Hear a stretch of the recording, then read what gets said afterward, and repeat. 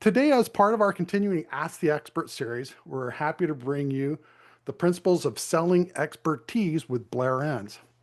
Blair is a very successful author, teacher, and guru for management and sales teams around the world. As many of us have come from the creative side of the business, we have not always looked at how we as creators can better sell that prowess and knowledge to our potential and current clients. Blair, with his Win Without Pitching manifesto and the four conversations, truly provides us with a good roadmap to your success. And now I'll turn things over to our guest, Blair Enns. Thank you, Blair. Thank you very much, Dave. Thank you, everybody, for joining us today. I guess the topic that I submitted for this webcast. Hey, let me know in the chat where you guys are. I'm just curious. We've got about 40 people here, between 40 and 50. Curious to hear where you guys are. And if you do have questions, please type them into the Q&A window, which is different from the chat window. The chat window is meant for you guys to converse amongst yourselves. Maybe you're not allowed to chat.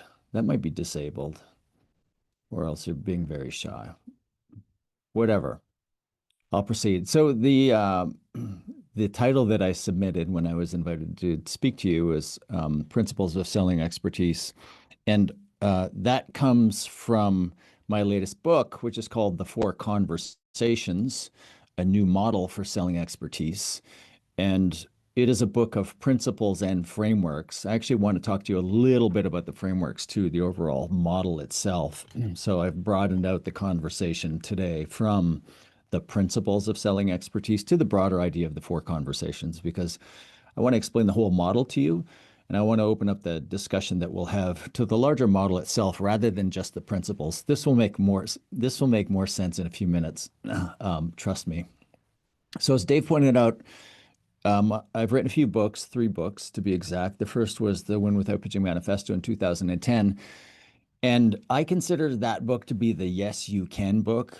It's 24,000 words. You can read it in a couple of hours, 2.5 hours, a plane ride. And my goal with that book was for you to put it down and go, damn, there is a better way to do new business.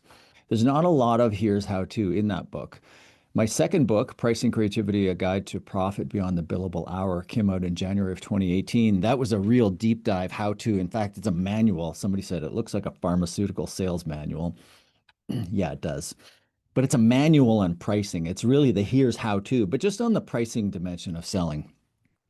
And so in December of last year, after working on it for many years, I published The Four Conversations, a new model for selling expertise. This is 48,000 words. It's the length of 2 manifestos. I really do see this as the here's how to follow-up to the manifesto.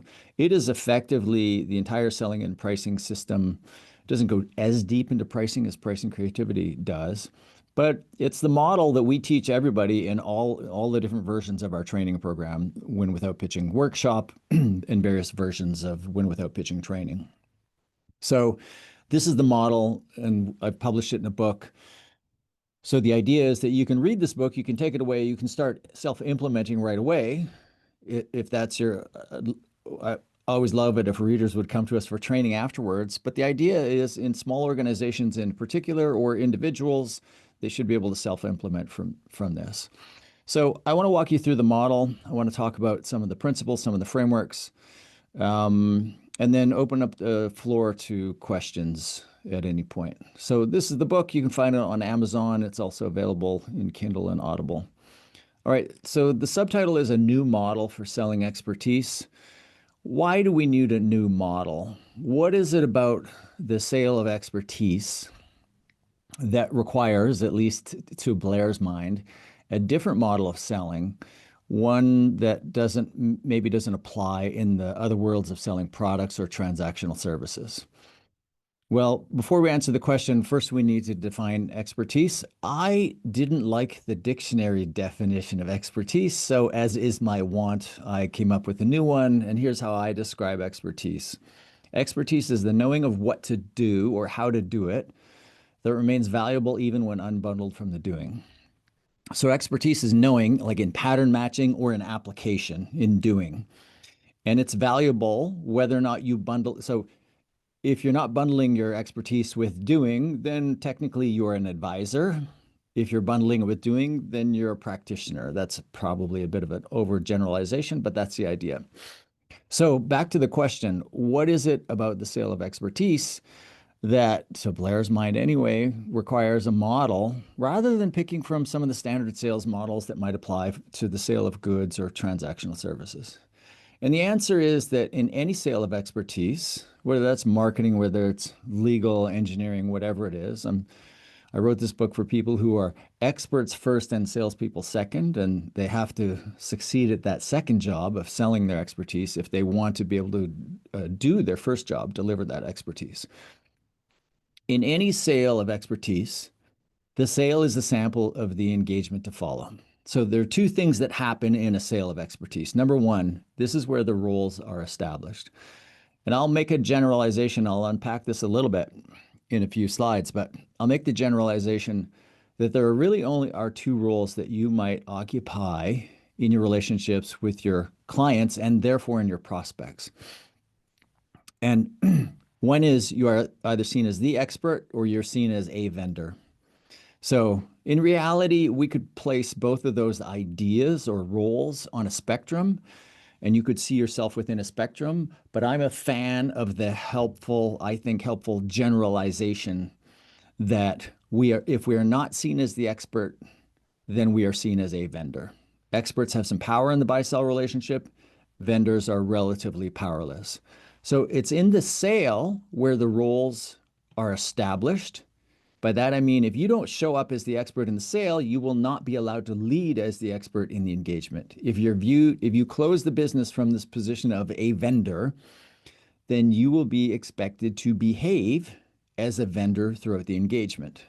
Therefore, we don't want to demonstrate needy vendor-like behavior in the sale. We want to conduct the sale the same way we would conduct the engagement, from the expert's high ground. So it's here where the roles are established, number one. And number two, this is where the client tries on what it would be like to work with you. The sale really is the sample. They're noting, whether they're acutely aware of this or not, they're paying attention to how you behave, to how you lead them or respond to them. And they're getting a sense of how this is going to work together, how this is going to work should they choose to work with you, should the two of you choose to work together. So the roles are established here and the client tries on what it's like to work with you. Now, I like to speak of this idea of the expert salesperson and then break this up into two because I think there's this dichotomy here of the two different versions that show up. I've already identified or said that through this model, well, in reality, you have two jobs. There's expert you, and then there's salesperson you. And the expert you, that's the job that everybody wants to do. That's why you got into this business, whatever business you're in, whatever role you're in that business. There's the thing that you love to do. It's where you create meaningful value in the world.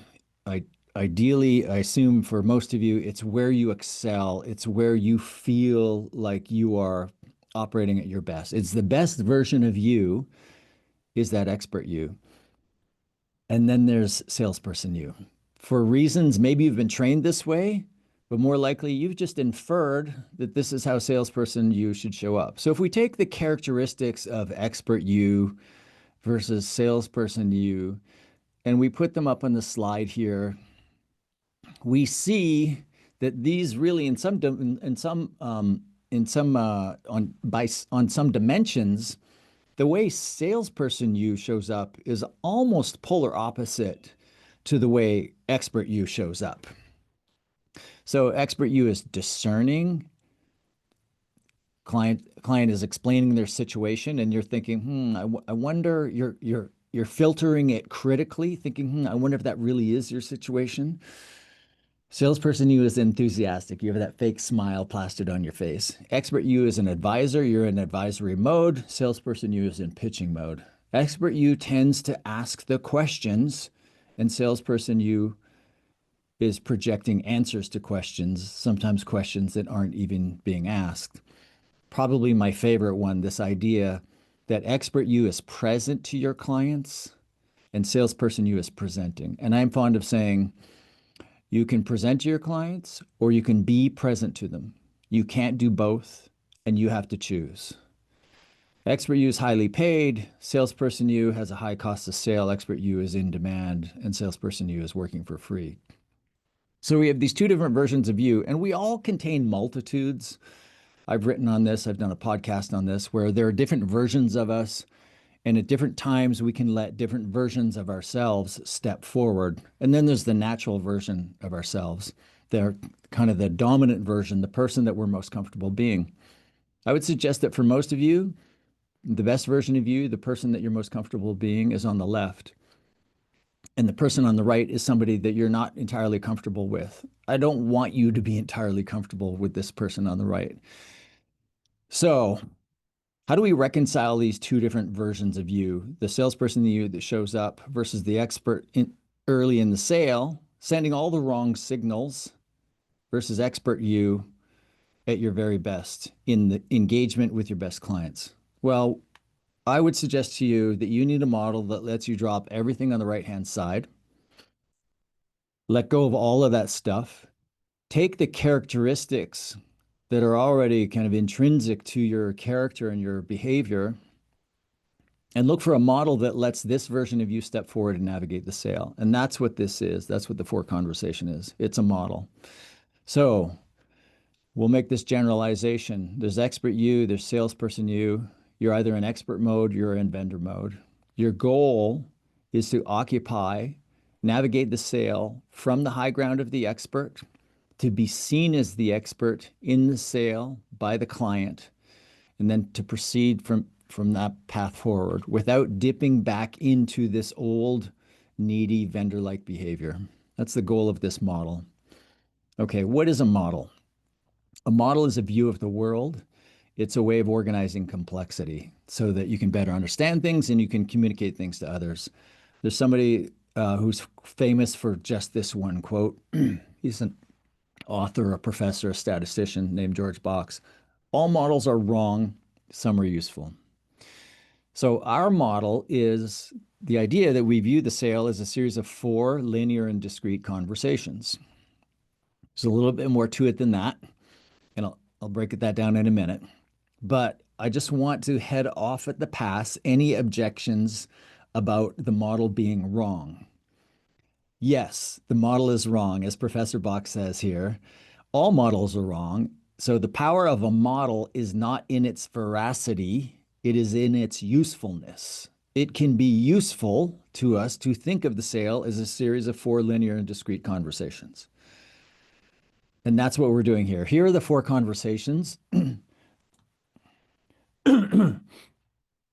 Excuse me. I'll run through them at a high level. And then we'll go into each of them in a little bit of depth. But still at the 30,000 foot level, now the model is we're viewing the sale as a series of 4 linear and discrete conversations. Each conversation has its own objective.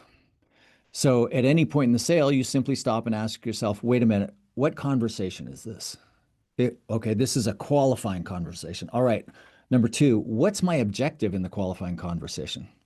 It's to vet the lead to see if there's a fit here. Okay, what framework do I use to navigate to that objective? I use the qualifying conversation framework. That's it in a nutshell. Where am I? Where am I trying to get to in this conversation? What map or framework do I use to navigate to that destination? And then there's a 4th idea here, which is the idea of principles. You simply embody the principles throughout. So principles in this model, principles are the ideas that you embody as you use a conversation's framework to navigate to its objective. And generally speaking, all of the principles in the book, in the model, are the principles of how any expert should show up in the sale. So if you've read the Win Without Pitching Manifesto, that's a very principle-heavy book. Most of those principles apply here.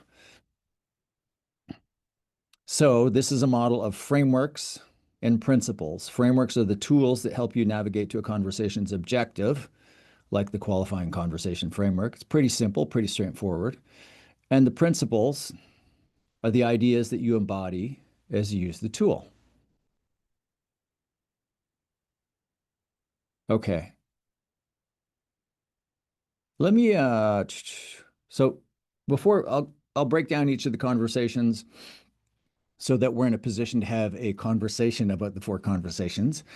And I'll get into the probative conversation first, but let me just do a quick overview of the four conversations. You can see them, three of them are grayed out here. So the first conversation is the probative conversation, which we'll unpack in a minute. It's the conversation that it's the most different from the others, and I'll explain why in a minute. The second is the qualifying conversation. It's the vetting conversation. The third is the value conversation. It's where we're beginning to set initial pricing guidance, and we're doing so based on the value that might be created for the client, and we're trying to not even think about beginning pricing guidance based on the cost of our solutions. And I'll get into that. I'm not saying you have to embrace value-based pricing. I'm saying at this point in the sale, you should have your focus and the client's focus on value creation, not on the cost of solutions. We'll come back to that. And then the fourth conversation is the closing conversation. Okay. The first conversation, the most different of all the conversations, is the probative conversation. And in the probative conversation, your objective is to prove your expertise to the client and then move in their mind from the position of vendor to expert, right? So we're making this generalization that there are only two roles we can occupy in the mind of the client. We can be seen as a vendor with very little power in the buy-sell relationship, or we can be seen as the expert, where our expertise is recognized and valued, and there are all kinds of benefits that accrue to us if that's the case. So our objective in the probative conversation is to move from vendor to expert. We have a name for when this happens. When the probative conversation objective is reached and we move in the mind of the client from vendor to expert, we call this the flip. So the flip is the moment in time when your objective is achieved and you move from a vendor to the expert in the mind of the client. Now, if you've been in business long enough, you've seen the flip happen. So you've been in a sales call, a sales conversation with clients. Maybe let's say there was more than one client. It's initial. Let's say remember when we used to do face-to-face meetings? Do you remember when human beings used to meet? Let's go back in time 5 years to the point where human beings used to meet in person. So you walk into the meeting, there are two clients sitting there. There's a little power play dynamics going on. Yeah, have a seat. We'll be with you in a minute. They're chatting with each other. They turn to you. It's like, all right, thanks for coming in. Here's how this is going to work in a nutshell, right? It's very clear from their language and their body language that they see themselves as the prize to be won. So they're basically dictating to you how this selection process is going to work. And their body language is kind of closed. If they have a note-taking device, it's closed. And they are in control of the conversation. Then at some point you say something.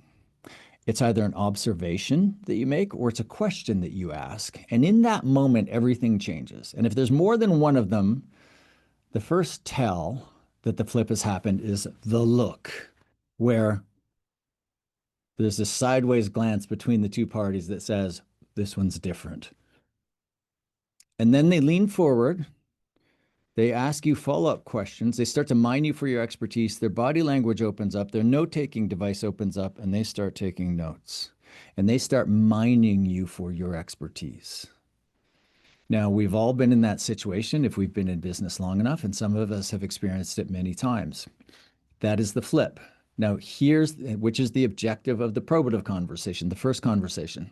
Here's the catch. And here's why the probative conversation is so different from the three subsequent conversations. The probative conversation is the conversation that happens without you present. The goal is for the flip to happen before they even speak to you or meet with you.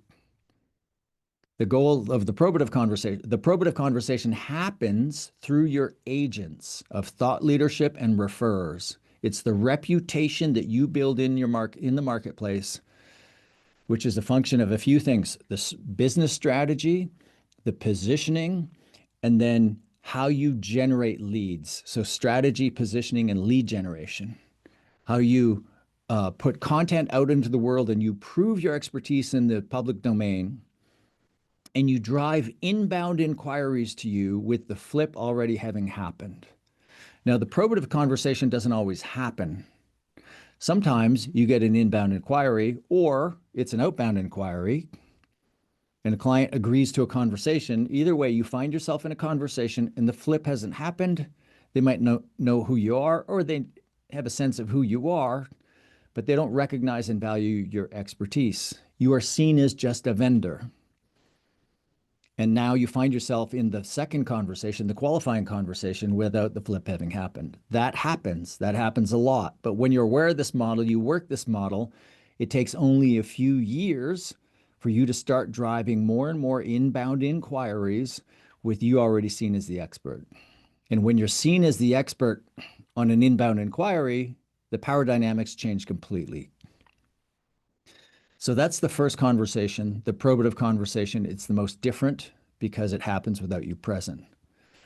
The second conversation in our model, and it's the first person-to-person conversation, is the qualifying conversation. And your objective here is to vet the lead while maintaining the expert position. So vetting the lead, this is the vetting conversation. This is where your framework is all about the questions that you need answered to decide if this is a good fit for you, to decide if this is worth wasting time on.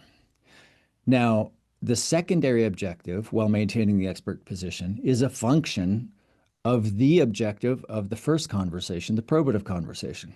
So if the flip has happened, you find yourself in a qualifying conversation, the flip has happened, your secondary objective here is simply to not give up the high ground that you've worked so hard to earn. Don't now behave like the needy vendor, give all your power away, and impair your ability to close the deal at high margin, at low cost of sale, with you positioned to have your greatest impact. So if the flip has happened, your secondary objective is don't unflip it. Don't give up the high ground. Baked into this idea, this secondary objective of maintaining the expert position is, well, what if the flip hasn't happened? If the flip hasn't happened, then in addition to your primary objective of vetting the lead, you're also looking for the flip to happen. You're looking to move from vendor to expert in the mind of the client. How do you do that? You're focused on the qualifying conversation. You're using the framework. How do you also move from the low ground to the high ground? And the answer is simple. Just embody the principles. Follow the frameworks. Embody the principles of how any expert should behave in that moment. Drop the urge, the reflex to behave like needy salesperson you and start talking the client into things. Trust the system, trust the model, follow the frameworks, behave as how any expert should behave. So this is the vetting conversation. We could do a quick exercise here. We'll do it kind of, what's the word I'm looking for? It's not hypothetical, but it's almost, it's not facetious. It'll come to me. Here's the exercise. I'll explain it. You can just think through it a little bit. I won't ask you to shout out your answers. So imagine that you have a new qualifier. So here we are in the qualifying conversation. You've hired a new junior person to get you leads and to vet inbound leads. And so their goal is to essentially get you meetings with qualified prospects. And you say to this junior person, listen, I'm really busy, so it's really important to me that you only bring me good fits, those leads that will potentially turn into good clients.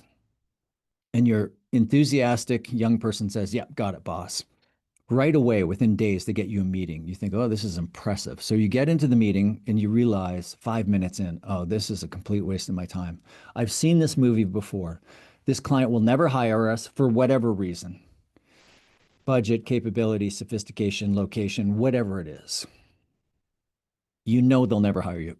So you extricate yourself from the meeting as quick as you can, which isn't quick enough. You pull your junior person aside and say, hey, I appreciate the initiative, but I'm really busy. Only bring me really good qualified fits. Okay, boss, got it. Next day, same thing, same result. You're in a meeting, wasting your time. In a moment of frustration, you say to your junior team member, listen, before I agree to attend any more of your stupid meetings, you first need to be able to answer these questions for me. So the exercise is, what questions do you want answered before you agree to another new business meeting? This is easy. You can think of some right away. We could do this as a group. We'd come up with 30, no problem. I'm not saying there are 30 questions, but there are probably 6 to 12 questions that you would want answered. So the key to this framework of the qualifying conversation is identify the questions. You already know what they are. Put them in an organizing framework for asking those questions. The framework we use is a version of BANT. It's not rocket surgery. The next part is behaving like the expert you are with a discerning mindset, knowing that your objective here is to vet. So you're discerning, you're clinical, you're not overly enthusiastic, simply get the answers to the questions.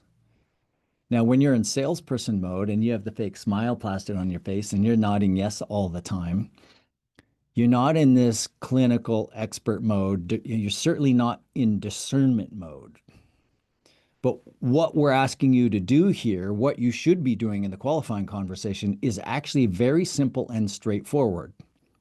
You just need to bring yourself to do this. So don't get overly enthusiastic. Use the framework, identify the questions, get the answers to your questions.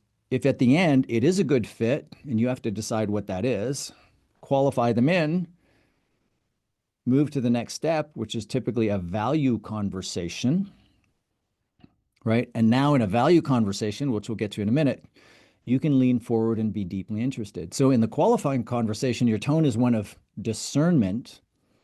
In the value conversation, this person is now qualified in. Now you can let that deep interest show through.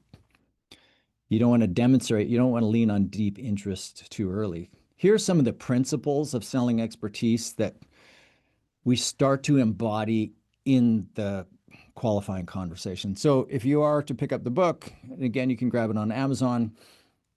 In this section of the qualifying conversation, it lists about a dozen different principles. These are the principles that you want to embody as you're using a framework to navigate to a conversation's objective. And if you have any questions about any of these, hold on to them or type them into the Q&A, and we'll get to them when I'm done in a few minutes. We get to the conversation part. The third conversation in our 4-conversation model is the value conversation.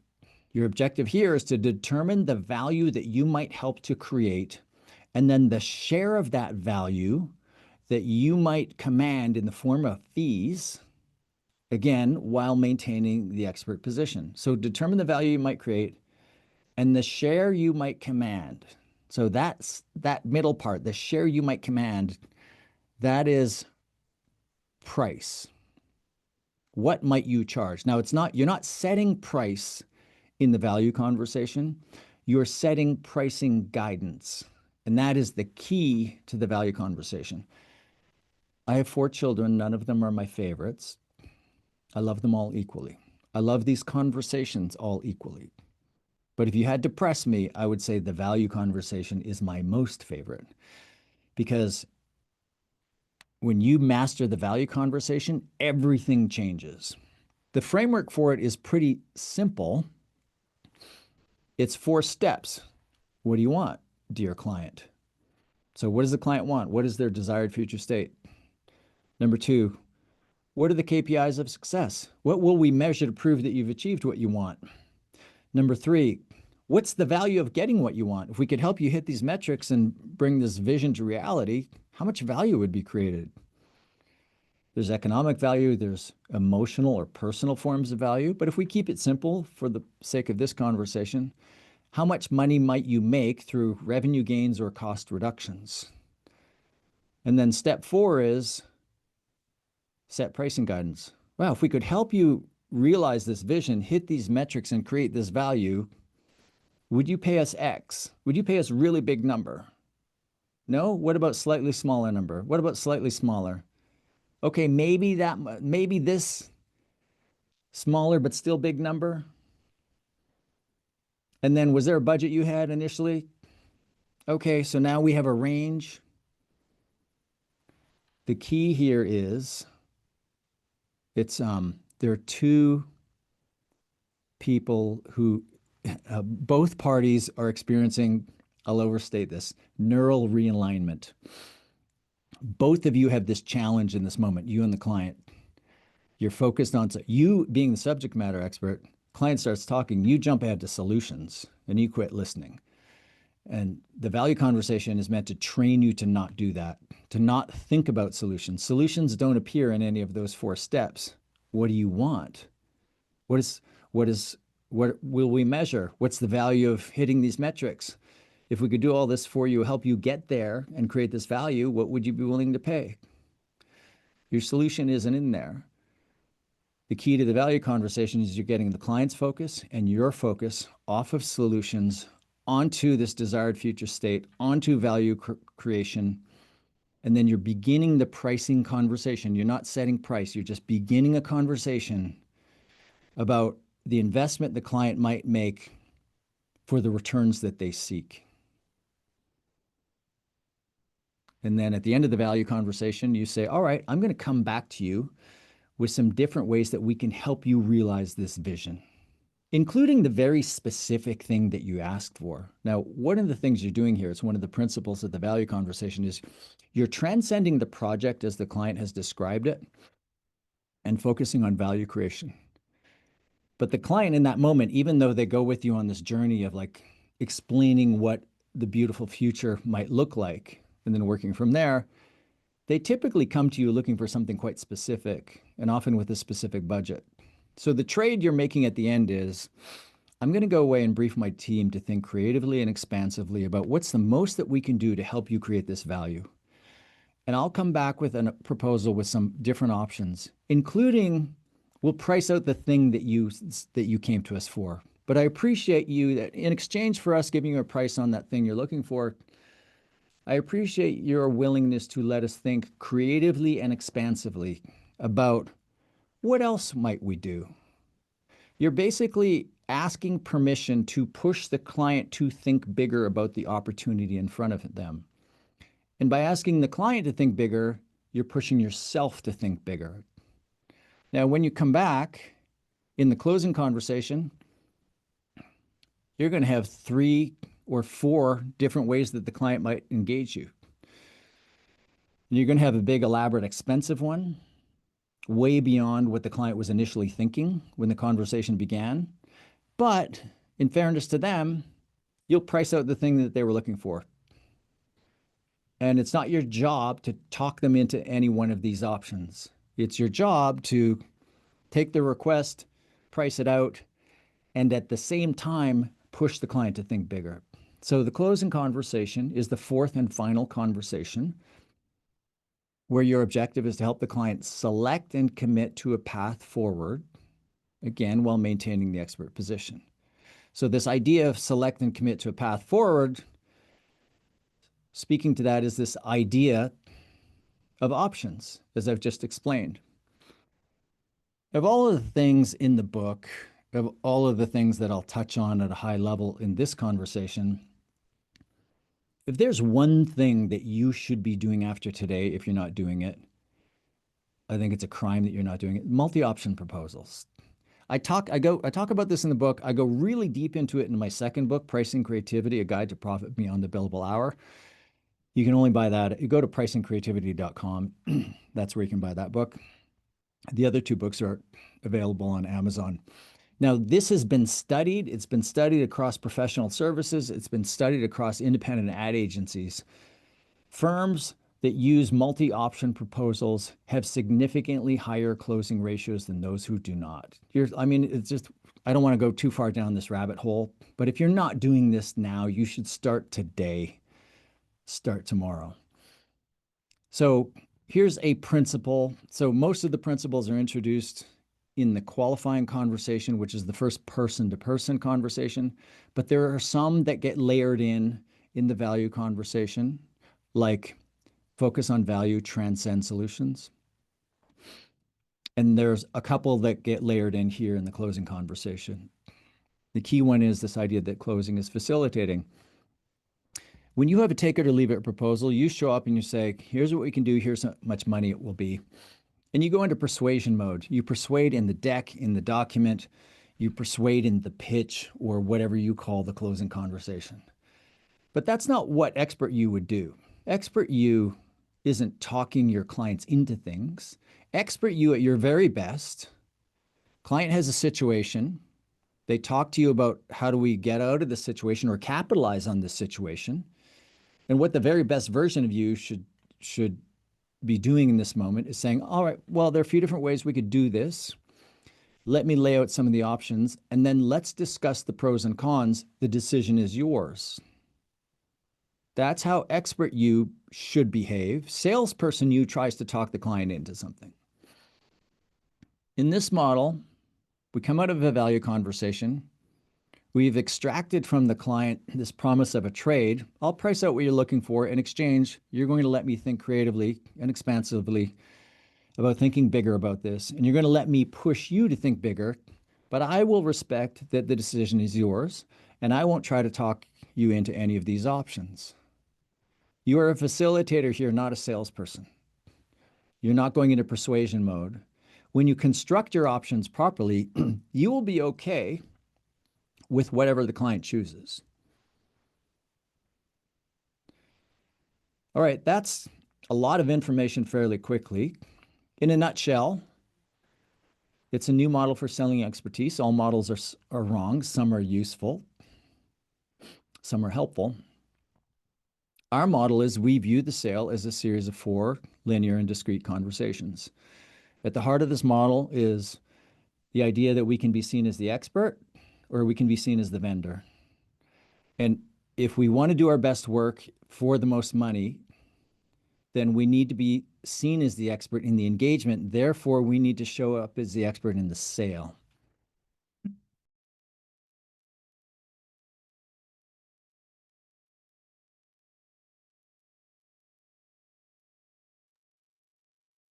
Sorry about that. So again, all models are wrong. 4 conversations. We view the sale as a series of 4 linear and discrete conversations. Is it always 4 conversations? No. Are they always this like linear? No. I had a closing conversation yesterday, and halfway through the closing conversation, I said to the client, and he had read my book. I said, you know what? I think we should back up and have a proper value conversation. And then we did, because I made a bunch of assumptions in putting together the proposal, and I had skipped it. And do the conversations, are they neat and discrete, or do they sometimes blend into each other? Reality can be messy. It doesn't make the model wrong. The model's already wrong. It can be helpful for us to imagine the sale as 4 different conversations. So at any point in the sale, we simply ask ourselves 3 questions. Number 1, what conversation is this? It's the value conversation. Number 2, what's my objective? Uncover the value to be created and set pricing guidance. Number 3, what framework do I use? I use the value conversation framework. In addition to those 3 questions, we are embodying the principles throughout. So I think we're going to go to questions there now. You can type them in the Q&A. Dave, I'm not set up as a host. I think I was supposed to prompt you, so I can't see questions. I'm going to put this up here. In a few weeks, we're doing if you want to get trained on this model, you can go to this URL, wwp.tv/workshop. I can see the chat, and it's You just should be able to see the questions, but hold on. Oh, more Q&A. I can see but just to make sure that everybody can hear, I'll go ahead and the first question we have is, what are your thoughts on developing an initial offer? For example, a standard audit or a brand book. It seems like this would go against what you are recommending by prescribing a solution before you have the value conversation. No, I don't. I think it's so an audit. So brand book, let's put that aside. These are 2 different things. An audit is a form of a diagnostic. A diagnostic is something that you often sell. As the way I explained the model, I didn't get into diagnostics, but there are some businesses where the actual normal or correct course of action would be to sell a diagnostic. So, generally speaking, in any sale where you have to do a whole bunch of work to be able to scope and price a solution, you should get paid to do that work. How do you get paid to do that work? You sell a diagnostic. What's a diagnostic? It's an audit, it's some research of some kind. It's where the client pays you a little bit of money um, for you to go in and validate their hypothesis, your hypothesis, get missing information, set baseline information against which you would measure progress, et cetera. So that's absolutely can be part of the sale. You can close on an audit after a qualifying conversation, or more typically, it's you're having a value conversation and you're getting to the place of metrics and value. What are the things that we would measure to, you said one of your goals is employee retention or employee happiness. How would we measure that? I don't know. How do you measure it now? We don't. Okay, well, let's think about this together. We could use retention or tenure as a surrogate. We could impose we could use a net promoter score. We could go do a survey now and get the baseline information to get a sense of what happiness is now, and then we could track that over time. A bunch of these things you would have to basically get paid to go set things up or get the baseline information. That's where you would sell an audit. So typically, you're having a value conversation, and through the 4 steps of the value conversation, it becomes clear that there's missing information that somebody needs to get, and that's where you would propose to get paid to go get it. Hope that makes sense. A brand book is an outcome might be an outcome of not just an audit, but some work. So I think of the 4 phases of your engagement: diagnose, so understand what's going on with the client; prescribe, so those are the 2 thinking phases: diagnose and prescribe.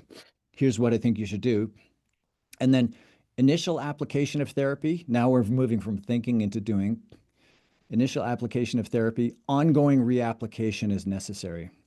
A brand book, to me, is part of step 4.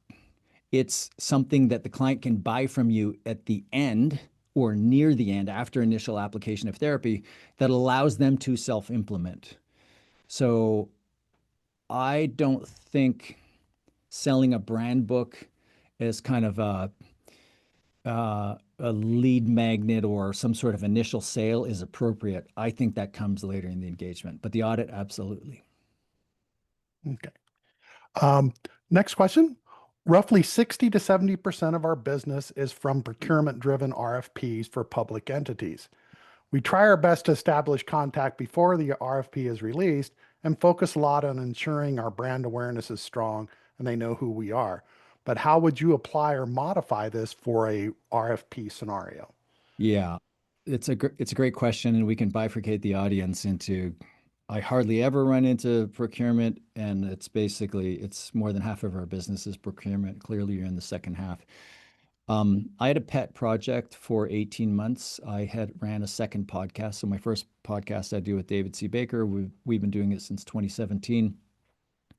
It's called Two Bobs: Conversations on the Art of Creative Entrepreneurship.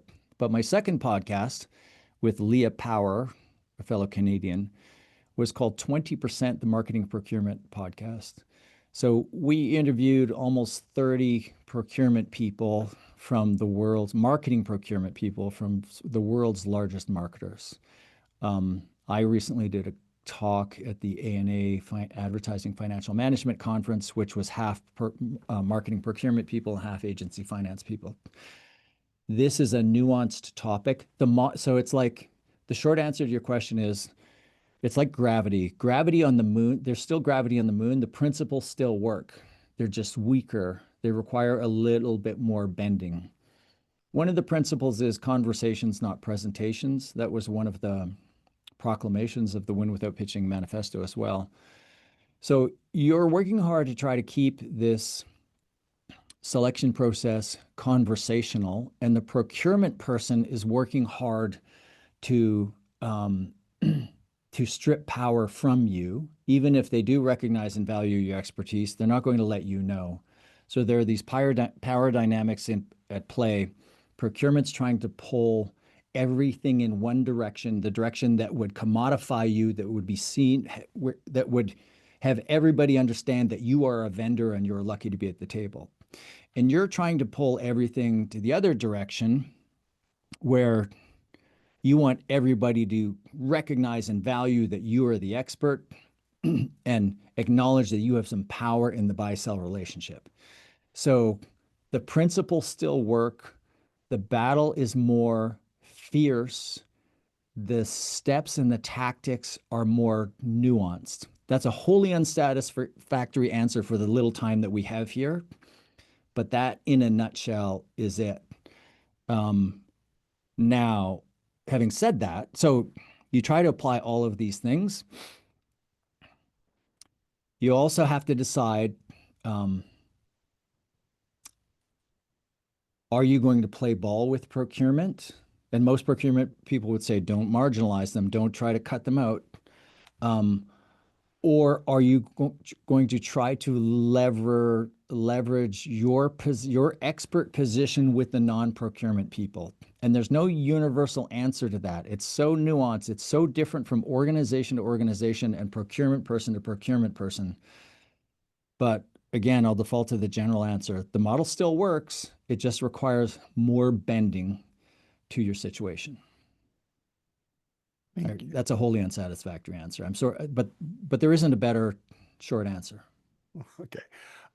Next one, skipping a few, says, can you or how do you facilitate the flip with existing clients? Oh, great question. It's a really good question.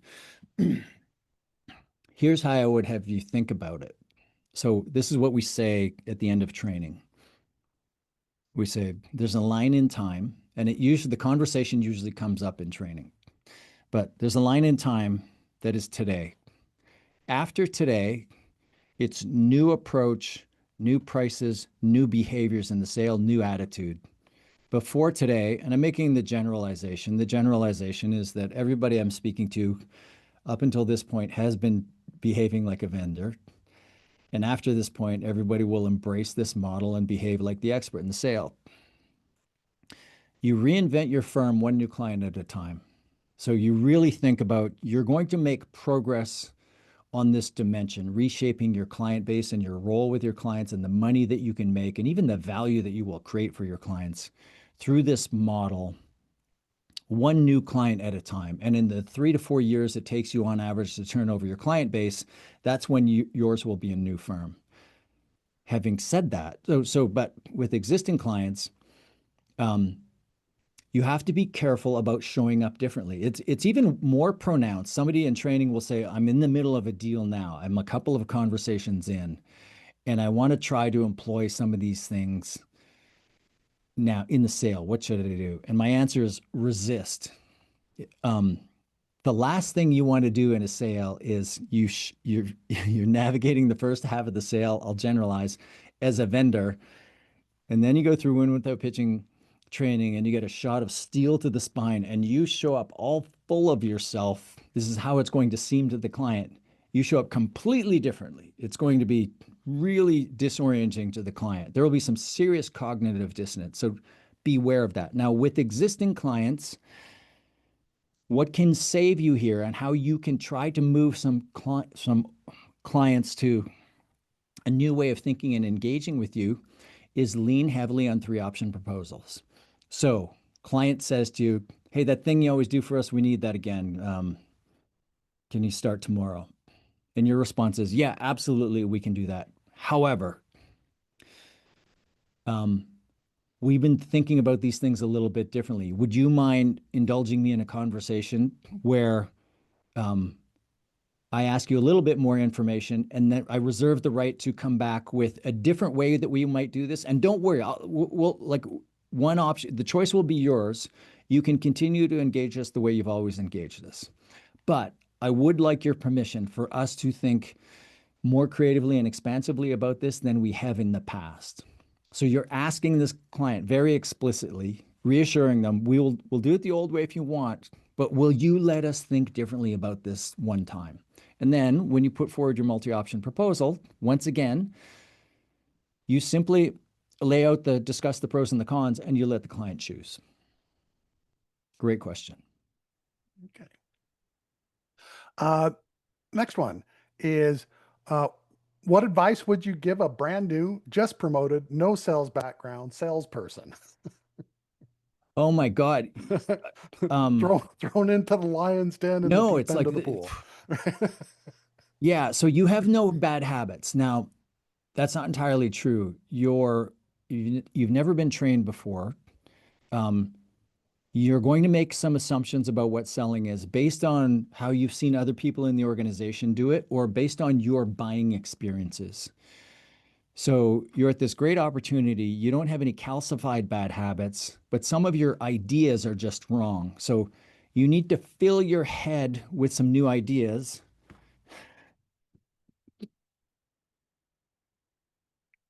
Buy that book, go to training, but I'm do not. So here's the thing: do not see yourself as at a disadvantage. Um, it's highly likely that the way that the organization expects you to sell, the way you will default to selling, is I'm not going to say exactly wrong, but you're going to embrace all of the bad habits. Like you just have this great opportunity to kind of mold yourself um, right now. So what like I'm trying not to be self-serving and say buy the book, sign up for training, but I mean you should just do it. Uh, and if it's not this model, find something else that speaks to you. Find another sales model. The challenger model would be the closest one, I think, where there's some commonalities in the ideas. Um, I think our model's better, but find something that just speaks to you, and don't reflexively go to doing what everybody always does. I mean, I just think selling expertise is so broken, and it's so broken in the creative professions. Um, the idea of like you could almost throw a dart at a dartboard and put all the sales models on there, just pick something and run with it. But you'd be better off just making it up yourself, I think. That's a rambling answer. Okay. And our last one, it appears, is I kind of want to edit this because it's more of a like, what type of work are you currently selling? But I would just say, how are you leveraging AI or are you leveraging AI into your models? So we're a small team, but we have a full-time person working on the AI project full time. I'm not going to say how we're leveraging it. I've had a few clients build like Blair bots where they've taken all of the information of mine that they could find publicly and fed it into LLMs and showed off the results, and they were really impressed with the results. I thought they were horrible. So we're working on ours. Um, Let me just say, in the world of sales, the best uses of AI are going to be analyzing recorded sales conversations, right? And over time, if you get enough narrow data, um, how do I say that? I don't want proposal writing. And I and the but all every proposal writer I've seen, AI driven proposal writer I've seen so far is crap. Uh, Now, if you have a narrow idea, as we do, of what a proposal should look like, how the elements relate to each other, and you put enough real world data into this with outcomes. So let me just give you a hypothetical situation. If you had enough recorded sales conversations from the qualifying conversation to the closing conversation and the proposal, and you put it all into an AI with some specific parameters, in time, you will get highly predictive. You'll be able to coach people on the conversations, and you'll get pretty predictive about you'll get a pretty good first draft of proposals. And at some point, eventually, I don't know when this is going to happen, the AI will write a really good first draft of the proposal just from the recorded conversations. There are some attempts at this now. Some people are selling them. Everything I've looked at has been wholly disappointing. We don't have a timeline on when we're going to launch anything. We're just using the tools. At some point, all of this will be ready. I have no idea when it will be. Excellent. Okay. Another question came in. Uh, sorry. Okay. If you network with a person casually, let's say as you go about your life, chatting with a person while in line at the coffee shop, what are the few talking points you would concentrate on in those 5 minutes? Oh, first of all, I'm triggered by the word networking. That's not because it's a bad thing. It just grates on my specific warped personality. Um, and I think if you are, the best conversations with people and with strangers are the conversations where they don't have talking points, where they have questions. So I would flip that around to you, Trish, and ask yourself, what are the best conversations you've had with strangers? And what were the questions that they asked you?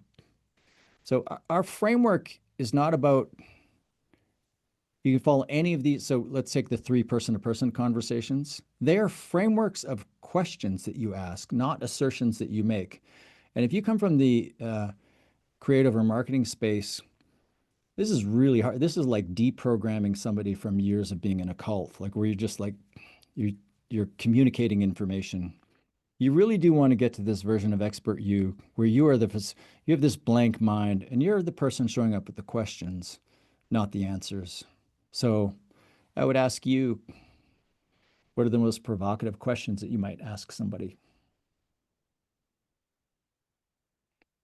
Yeah. All right. And that actually about brings us to time. Um, Again, thank you very much, Blair, for your time. A lot of great knowledge. Like I said before, this will be uploaded into our into the Workamajig YouTube channel, probably sometime next week. It's usually what it takes to get it all done.